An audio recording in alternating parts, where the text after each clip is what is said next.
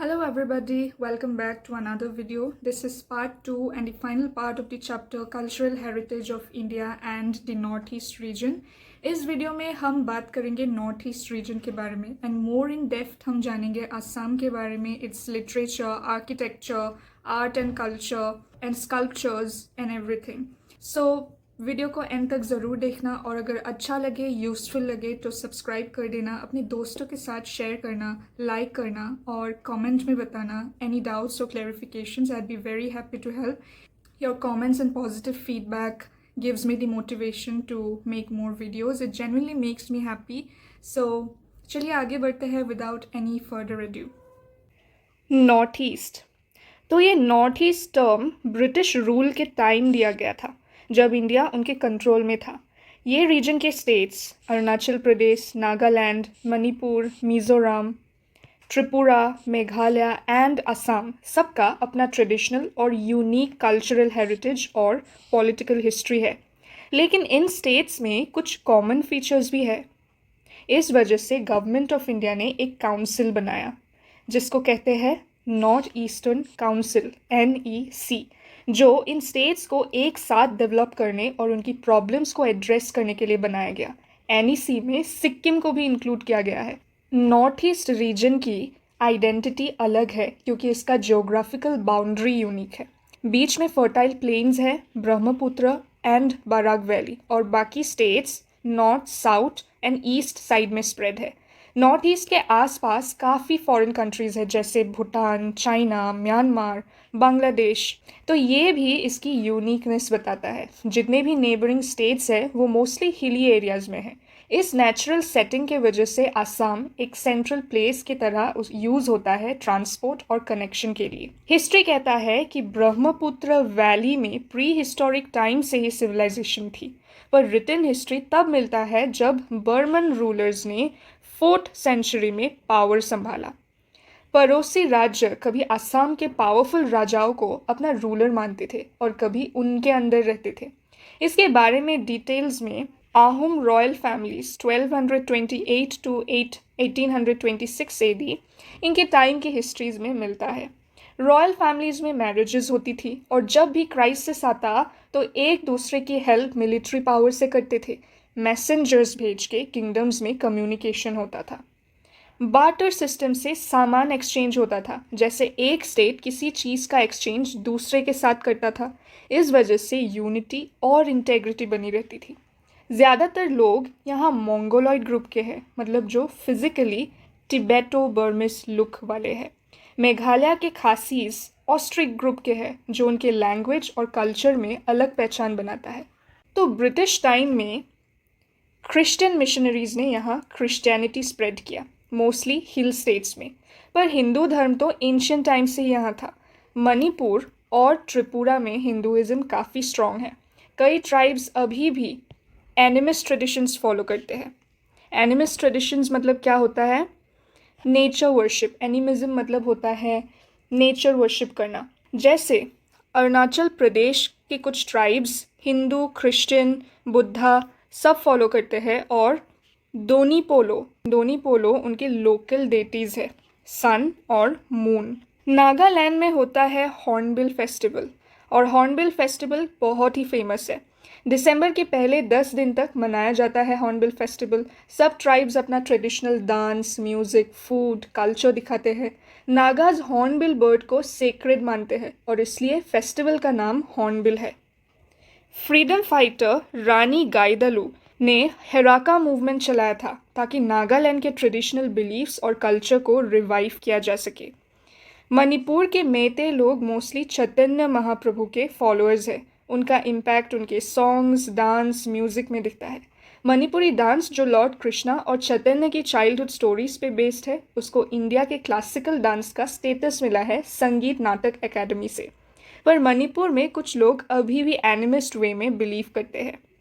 त्रिपुरा में ज़्यादा लोग हिंदूज़ हैं और बंगाली कल्चर का इम्पैक्ट भी वहाँ दिखता है. त्रिपुरा की कल्चर एक मिक्स्ड कल्चर है, काफ़ी ट्राइब्स के एलिमेंट्स वहाँ मिले हुए हैं. मेघालय में खासी, गारो और जयंतिया लोग 1830 से क्रिश्चियनिटी फॉलो कर रहे हैं और आज मोर देन 70% क्रिश्चियन है. अराउंड 80% लोग एग्रीकल्चर पे डिपेंड करते हैं और झूम कल्टीवेशन करते हैं। ये झूम कल्टीवेशन एक टाइप का शिफ्टिंग कल्टीवेशन है जहाँ एक पीस ऑफ लैंड को क्लियर करके फार्मिंग होता है और कुछ टाइम बाद दूसरे लैंड पे शिफ्ट होते हैं, तो ये होता है झूम कल्टीवेशन। मेघालय में मेट्रियार्कल सोसाइटी है, मतलब प्रॉपर्टी और सरनेम मदर्स साइड से आता है और ट्राइब्स ने अपना ट्रेडिशनल कल्चर प्रिजर्व करके रखा है।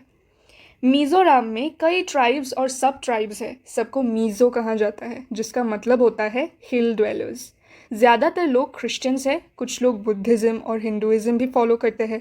क्रिश्चियनिटी के बाद ट्रेडिशनल फेस्टिवल्स और कल्चर कम होने लगे थे, पर 1973 से उन्होंने फिर से चापचर कुट फेस्टिवल सेलिब्रेट करना शुरू किया और dance, music, traditional practices revive किए।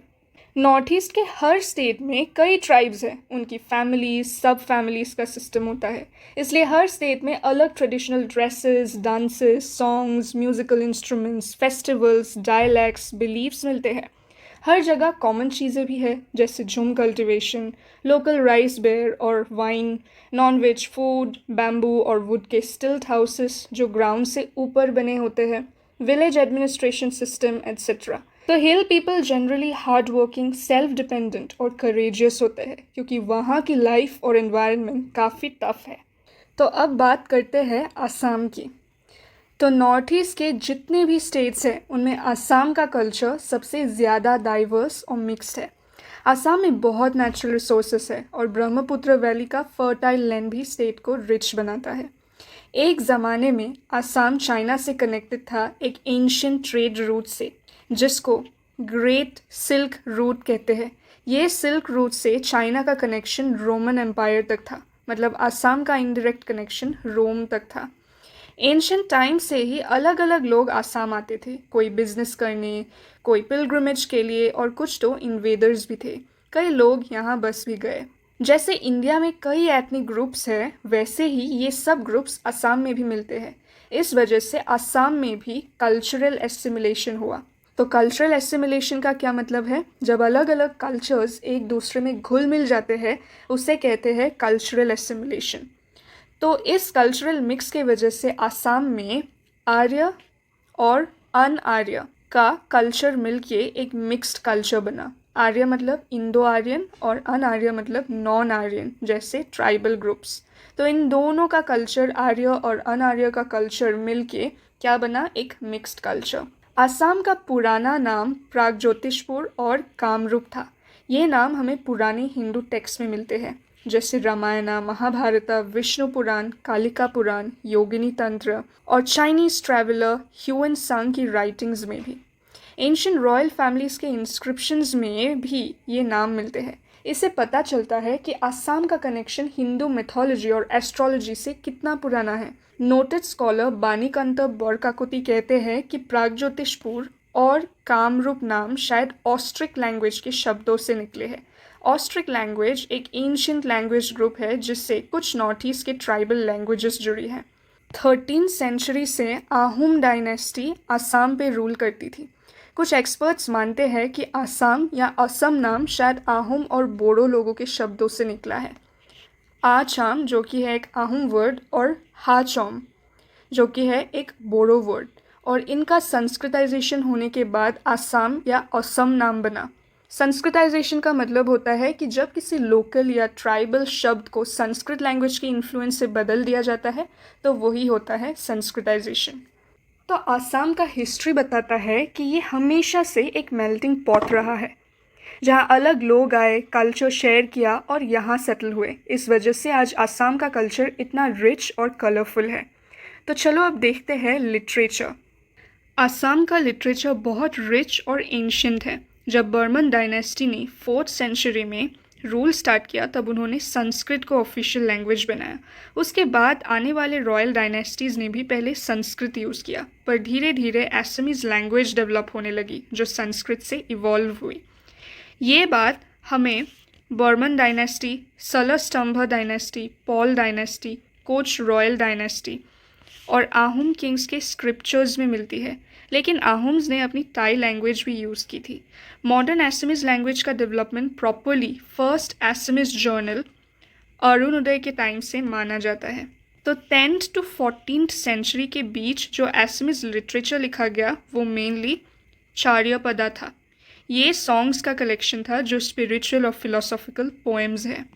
तो 14th सेंचुरी में कुछ फेमस पोएट्स हुए हेम सरस्वती, रुद्र कंदली, हरिबर विप्र, कविरत्न सरस्वती, माधव कंदली। इन्होंने पुराना और एंशियंट एपिक्स जैसे रामायण की कविता बनाई। माधव कंदली को बराही किंग महामाणिक्य का सपोर्ट मिला था। दूसरे पोएट्स को कमता किंग्स का पेट्रोनेज मिला। सबसे इम्पोर्टेंट बात, माधव कंदली ने रामायण को एसमीज में ट्रांसलेट किया, नाम दिया सप्तकंद रामायण। ये पहला एग्जाम्पल है इंडिया में संस्कृत से किसी नॉर्थ इंडियन लैंग्वेज में ट्रांसलेशन का। 15th सेंचुरी में शंकरदेव और माधव देव ने वैष्णवाइट मूवमेंट शुरू किया। इससे आसाम के लोगों की लाइफ, कल्चर और लिटरेचर सब पे डीप इम्पैक्ट हुआ। इस समय बहुत सारी पोएट्री, सॉन्ग्स, प्रोज, चरित पुथी मतलब बायोग्राफीज ऑफ सेंट्स और ड्रामा लिखे गए। मेन टॉपिक्स थे इसके रामायण, महाभारत, पुराना, हिंदू धर्म के थ्योरीज। शंकरदेव और माधव देव ने खुद भी बहुत इंपॉर्टेंट बुक्स लिखी, जैसे शंकरदेव का कीर्तन, माधव देव का नामघोषा। दोनों गुरुज के बौरगीत ये असम में बहुत ही पॉपुलर हुए। और शंकरदेव ने कई प्लेज भी लिखे जिनको कहा जाता है अंकिया नाट्स, जैसे पद्मी प्रसाद, कालिया दमन, केली गोपाल, रुक्मिणी हरण, पारिजात हरण, राम विजय। और माधव देव ने लिखा दधी मथन और उसके झुमराज जैसे सुरधरा एंड पिंपोरा गुस्वा। ये सब नामघर और हॉट्रो में लोगों के सामने स्टेज किए जाते थे। और एक फन फैक्ट, शंकरदेव का चिन्ह यात्रा असम का पहला ड्रामा था जो शेक्सपियर के प्ले से पहले लिखा और स्टेज हुआ था। और शंकरदेव का फेमस टेक्सटाइल डिज़ाइन वृंदावनी वस्त्र, ये एक टेक्सटाइल मास्टरपीस है जो एसमीज वीवर्स ने बनाया। अभी ये ब्रिटिश म्यूजियम और दूसरे वर्ल्ड फेमस म्यूजियम्स में प्रिजर्व्ड है। शंकरदेव और माधव देव के बाद भी कई बड़े राइटर्स आए, जैसे भट्टदेव, अनंत कंदली, राम सरस्वती।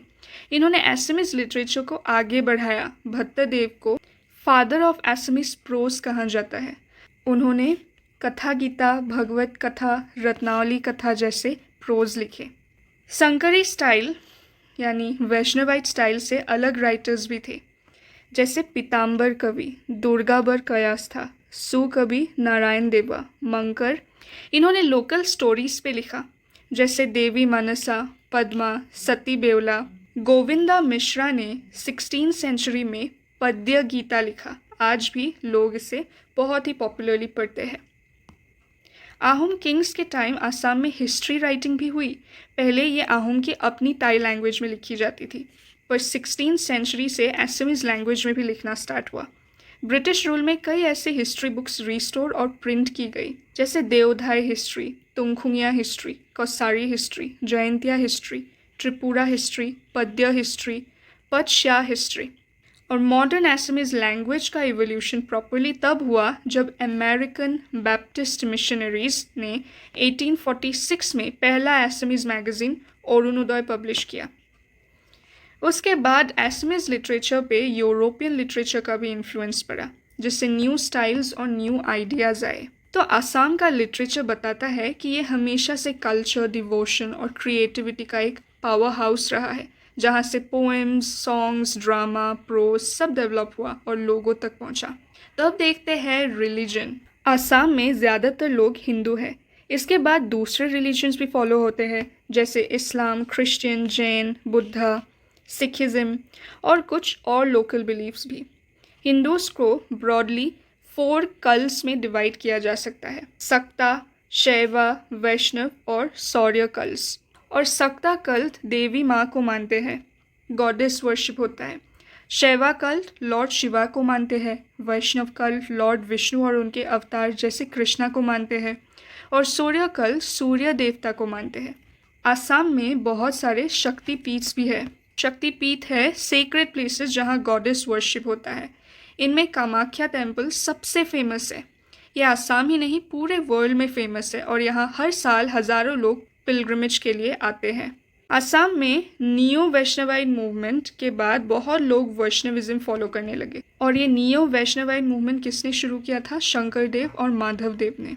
नियो वैष्णविज्म मतलब होता है एक तरह से भक्ति मूवमेंट जिसमें विष्णु भगवान और कृष्णा का डिवोशन मेन था। इस्लाम का पहला ट्रेस 13th सेंचुरी में आसाम में मिला था। आसाम में पुआ मक्का जो कि है हाजो में, ये है एक फेमस इस्लामिक होली प्लेस। लोग कहते हैं कि ये मक्का का 1/4 है, मतलब 1/4 है। आजान पीर एक फेमस इस्लामिक सेंट थे जो गदाधर सिंह के टाइम आसाम आए थे। उन्होंने जिकिर और जारी लिखे। ये पॉपुलर इस्लामिक डिवोशनल सॉन्ग्स है जो असमीज लैंग्वेज में है।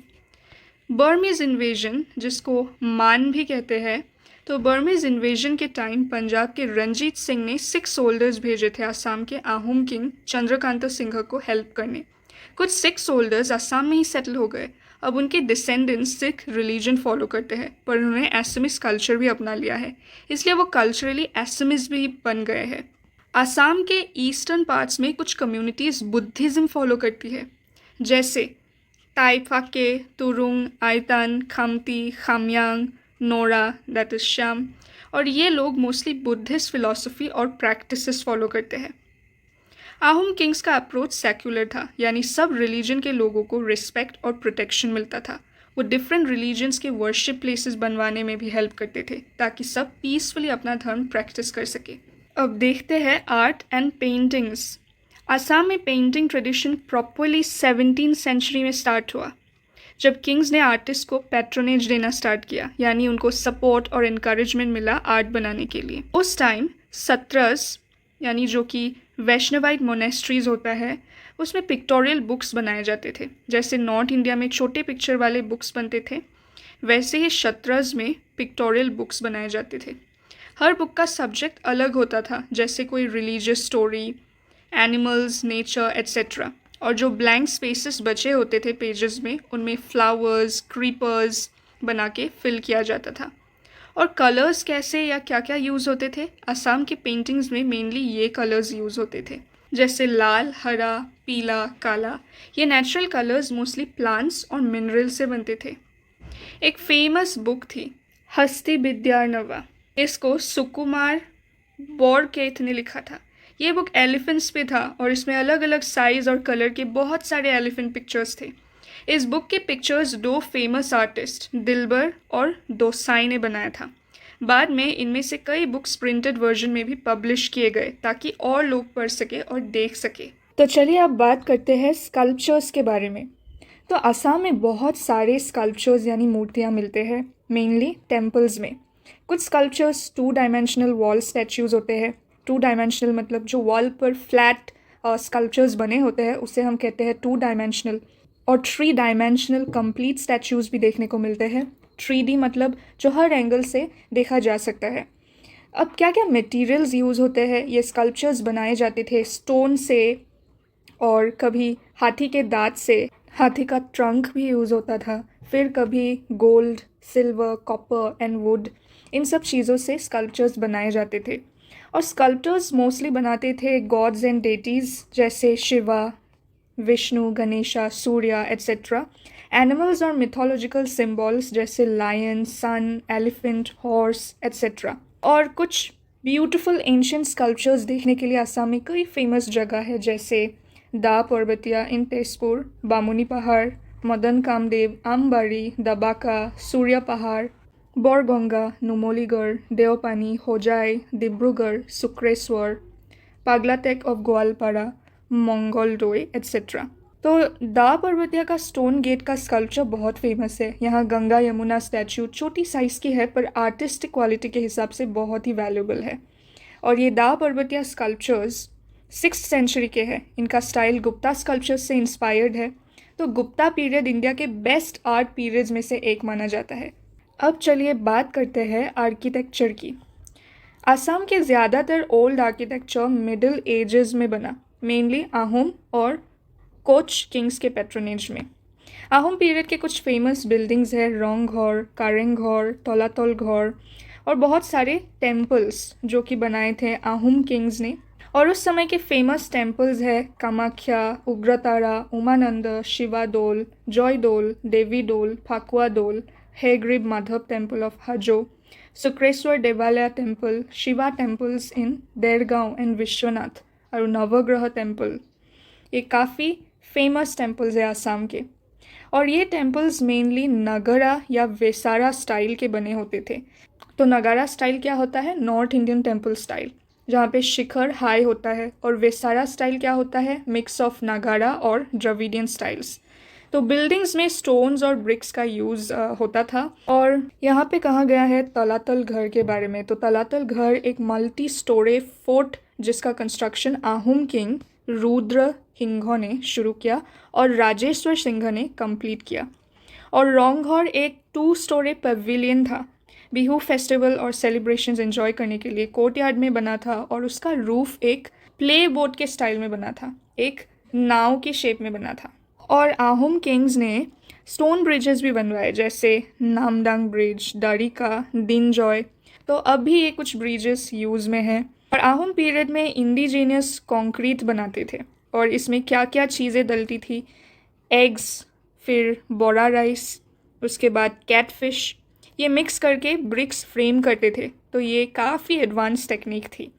और उस टाइम चांगरुंग फुकन नाम का एक स्पेशल ऑफिसर होता था। ये ऑफिसर सुपरवाइज करता था रोड्स, पैलेसेस, टेम्पल्स, हाउसेस का कंस्ट्रक्शन और मेजरमेंट्स।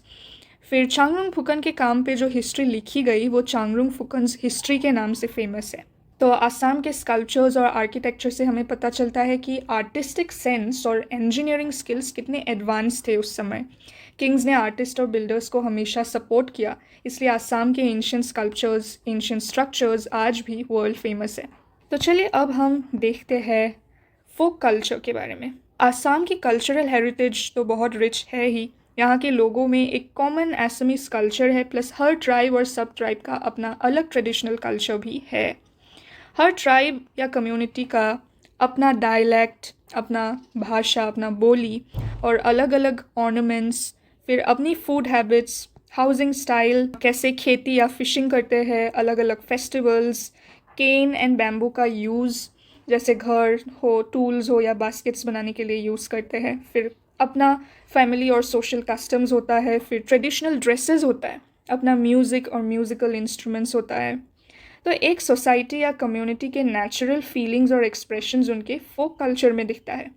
ये सब इनफॉर्मल तरीके से सिखाए जाते हैं, कोई स्कूल ट्रेनिंग नहीं होती इसकी। ये tradition generation to generation pass होते हैं। और दूसरे का फोक कल्चर समझने के लिए जेन्युइन ऑब्जर्वेशन चाहिए होता है। आजकल के सोशल साइंटिस्ट भी आसाम और दुनिया के फोक कल्चर्स में इंटरेस्ट ले रहे हैं। तो a few elements of folk culture of Assam are briefly discussed below. तो चलिए अब हम बात करते हैं बिहू के बारे में, जो कि है आसाम का सबसे बड़ा फेस्टिवल। तो बिहू आसाम का कम्युनिटी फेस्टिवल है, यानी हर घर के लाइफ का पार्ट है बिहू। और आसाम में 3 बिहू फेस्टिवल्स होते हैं, बोहाग बिहू या फिर रोंगाली बिहू भी कहते हैं, फिर काती बिहू को कोंगाली बिहू भी बोला जाता है, और माघ बिहू यानी भोगाली बिहू। तो बोहाग बिहू कब होता है? असमीज मंथ बोहाग में होता है बोहाग बिहू, जो अप्रैल के आसपास आता है। और काती बिहू आता है काती मंथ में। और माघ बिहू कब आता है? Magh month, that is around January. और ये बोहाग बिहू सेलिब्रेट किया जाता है from the last day of Assamese month of Chot. तो सोत मंथ के लास्ट डे से स्टार्ट होता है बोहाग बिहू और बोहाग मंथ के पहले 6 दिन तक होता है बोहाग बिहू। और लास्ट डे ऑफ सोत को कहते हैं संक्रांति और दुमाही। और इस दिन होता है गोरू बिहू। असम में काउज इम्पॉर्टेंट है क्योंकि लोग ज़्यादातर एग्रीकल्चर पे डिपेंडेंट है। इस दिन काउस को स्पेशली ट्रीट किया जाता है, रिवर्स और पॉन्ड्स में उन लोग को नहाया जाता है। और बोहाग बिहू का पहला दिन होता है मानू Bihu, that is Bihu for the human.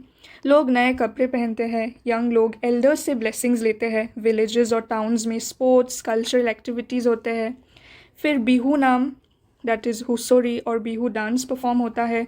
लोगों के घर जाके ब्लेसिंग्स मांगते हैं। अपर असम की लेडीज़ जेंग बिहू परफॉर्म करती है। तो बोहाग बिहू सब सेलिब्रेट करते हैं, पर हर कम्युनिटी का अपना स्टाइल है।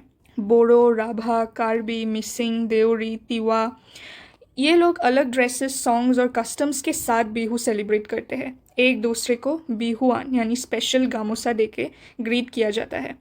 ओल्ड ट्रेडिशंस धीरे धीरे टाउन्स में मॉडर्न स्टेज शोज और स्पोर्ट्स कॉम्पिटिशन्स बन गए हैं। पहले आहूम किंग रुद्रसिंह ने बिहू को पब्लिक सेलिब्रेशन में चेंज किया था, रोंगघर के कोर्टयार्ड में ऑर्गेनाइज करके। ब्रिटिश टाइम में कुछ कंजर्वेटिव लोगों को बिहू के लव सॉन्ग्स पसंद नहीं थे, पर मॉडर्न लोग ने बिहू को टाउन्स तक ले आए। और बिहू डांस में कुछ इंस्ट्रूमेंट्स होते हैं जैसे ढोल, पेपा, फ्लूट, गोगोना एट्सेट्रा।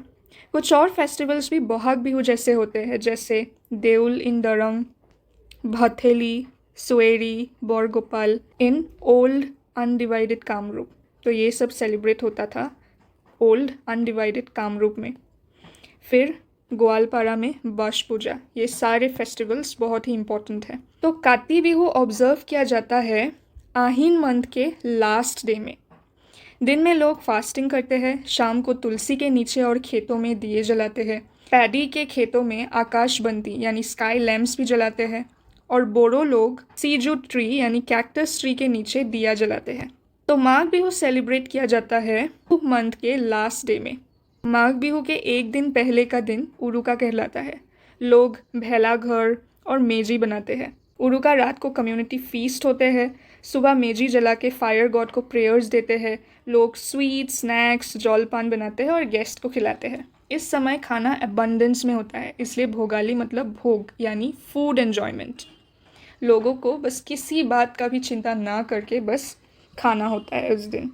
तो बोहाग, माघ और काती बिहू जैसे फेस्टिवल्स इंडिया के दूसरे पार्ट्स में भी मिलते हैं। हर जगह के अपने हार्वेस्ट फेस्टिवल्स होते हैं। बिहू असम की मल्टी कल्चरल यूनिटी का सिंबल है। हर ट्राइब इसे अपने स्टाइल में सेलिब्रेट करते हैं। तो बिहू है असम का हार्ट एंड सोल। ये सबको एक साथ लाता है, चाहे वो कौन से भी ट्राइब से हो। तो चलो अब बात करते हैं फोक सॉन्ग्स की। तो आसाम में फोक सॉन्ग्स की ट्रेडिशन बहुत ही रिच है। ये गाने अलग अलग ओकेजन्स और एनवायरनमेंट में गाए जाते हैं। कुछ फोक सॉन्ग्स ऑब्सोलीट हो गए हैं, मतलब अब उन्हें गाए नहीं जाते, पर कई गाने अभी भी स्ट्रॉन्ग ट्रेडिशन के साथ सर्वाइव कर रहे हैं। कुछ फेमस फोक सॉन्ग्स हैं मैरिज सॉन्ग्स, जिसे कहा जाता है बियानाम, अपीजिंग सॉन्ग यानी निसुकोनी गीत, मतलब छोटे बच्चों को सुलाने या शांत करने के लिए जो गीत गाए जाते हैं उसे कहते हैं निसुकोनी गीत।